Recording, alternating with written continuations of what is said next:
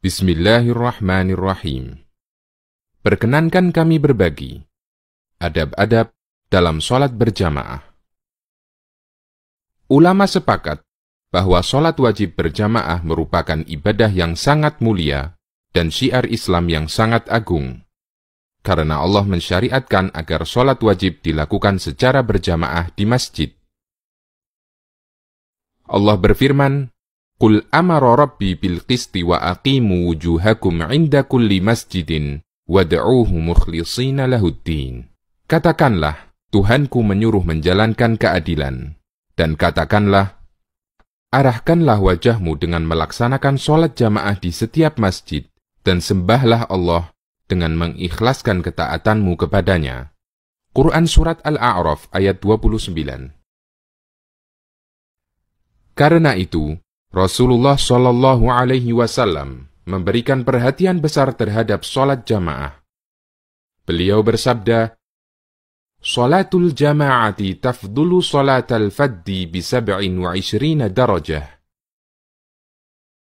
Sholat jamaah lebih utama dibandingkan sholat sendirian dengan 27 derajat. Hadis riwayat Bukhari dan Muslim. Bahkan beliau merasa kehilangan ketika ada sahabat yang tidak ikut sholat berjamaah. Ubay bin Ka'ab radhiyallahu anhu menceritakan, suatu hari ketika Rasulullah Shallallahu Alaihi Wasallam mengimami sholat subuh, beliau bertanya kepada para makmum, apakah si A datang? Apakah si B hadir? Beliau menyebutkan beberapa orang munafik.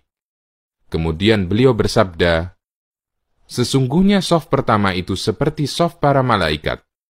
Andai kalian tahu keutamaannya, kalian akan berebut untuk mendapatkannya.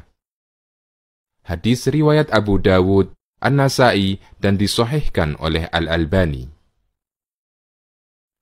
Agar sholat jamaah kita lebih sempurna, Rasulullah Shallallahu Alaihi Wasallam mengajarkan berbagai macam adab. Di antaranya, pertama, apabila kita telah masuk masjid, dianjurkan mendekat ke sutroh untuk melaksanakan sholat sunnah tahiyatul masjid atau sholat sunnah qobliyah.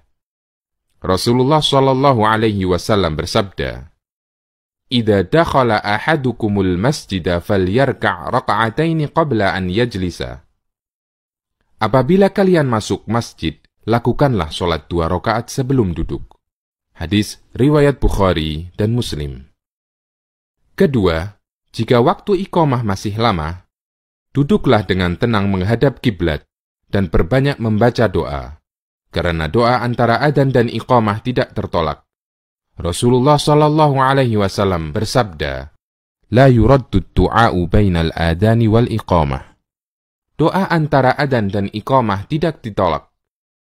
Hadis riwayat Abu Dawud, Tirmidzi, dan disahihkan oleh Al-Albani.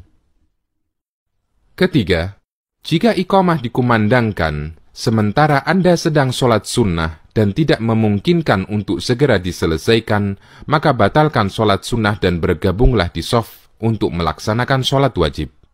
Rasulullah Shallallahu Alaihi Wasallam bersabda, "Idza uqimatis sholatu, fala sholata illal maktubah."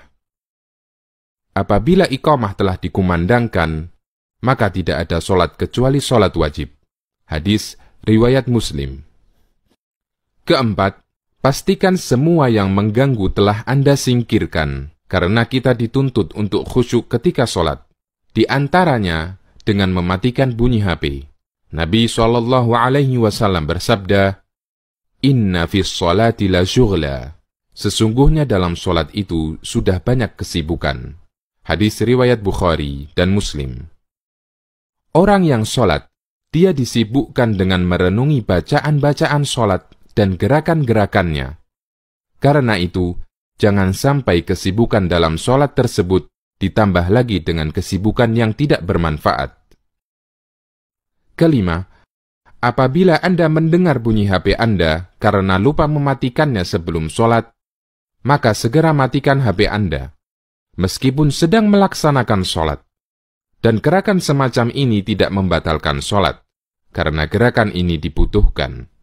Al-Hafidh Ibnu Hajar mengatakan, Dianjurkan menghilangkan segala yang mengganggu orang yang sholat dengan cara apapun, agar dapat menjaga untuk selalu khusyuk. Keenam, pastikan shaf sholat rapat dan lurus. Merapatkan dan meluruskan shaf sholat berjamaah hukumnya wajib. Imam bertanggung jawab memerintahkan makmum untuk merapatkan dan meluruskan shaf mereka. Rasulullah Shallallahu Alaihi Wasallam hampir tidak pernah lupa mengingatkan para sahabat akan hal ini setiap sholat jamaah. Karena lurus dan rapatnya shaf merupakan salah satu tonggak kesempurnaan sholat jamaah. Rasulullah Shallallahu Alaihi Wasallam pernah memerintahkan para sahabat, "Sawwu sufufakum fa inna taswiyatas shaffi min tamamis shalah." Luruskan shaf kalian, karena meluruskan shaf bagian dari kesempurnaan sholat. Hadis riwayat Muslim. Beliau juga memerintahkan agar jamaah merapatkan shaf dan tidak meninggalkan celah dalam shaf. Karena adanya celah akan ditempati setan. Rasulullah Shallallahu Alaihi Wasallam bersabda, "Aqimus sufufa wa hadhu bainal manakibi wa suddul khalal, walinu bi aidi ikhwanikum, wala tadaru furujatin lisyaitan." Luruskan shaf, rapatkan pundak, dan tutup celah. Perlunak pundak kalian untuk saudaranya, dan jangan tinggalkan celah untuk setan. Hadis riwayat Abu Dawud dan disahihkan oleh Al-Albani. Ketujuh, ikuti semua gerakan imam. Tidak boleh mendahului atau terlalu telat dari gerakan imam. Rasulullah Shallallahu Alaihi Wasallam bersabda, "Imam ditunjuk untuk diikuti makmum. Karena itu, janganlah menyelisihi imam. Apabila dia ruku', maka ruku'lah. Apabila dia i'tidal, ucapkan Rabbana lakal hamd. Dan apabila sujud, maka sujudlah." Hadis riwayat Bukhari dan Muslim. Kedelapan, Rasulullah Shallallahu Alaihi Wasallam memberikan ancaman keras bagi orang yang mendahului gerakan imam. Beliau bersabda, "Ama yakhsha ahadukum idza rafa'a ra'sahu qabla al-imam an yaj'alallahu ra'sahu ra'sa himarin aw yaj'alallahu suratahu surata himarin." Tidak takutkah kalian ketika kalian mengangkat kepala bangkit sebelum imam? Maka akan Allah jadikan kepalanya seperti kepala keledai, atau bentuknya seperti bentuk keledai. Hadis riwayat Bukhari dan Muslim. Kesembilan, apabila imam lupa gerakan sholat, makmum dianjurkan mengingatkannya dengan membaca Subhanallah bagi laki-laki dan menepukkan tangan bagi wanita. Rasulullah Shallallahu Alaihi Wasallam bersabda, "Innama ana basyarum mithlukum, ansa kama tansaun, fa idza nasitu fadzakkiruni." Saya hanyalah manusia biasa seperti kalian. Saya lupa sebagaimana kalian lupa. Apabila saya lupa, ingatkanlah saya. Hadis riwayat Bukhari dan Muslim. Nabi Shallallahu Alaihi Wasallam juga bersabda, "Man nabahu syai'un fi salatihi falyaqul subhanallah." Siapa yang mengalami sesuatu dalam sholatnya, hendaknya dia mengucapkan subhanallah. Hadis riwayat Bukhari dan Muslim. Semoga kita dimudahkan untuk selalu istiqomah dalam menjalankannya.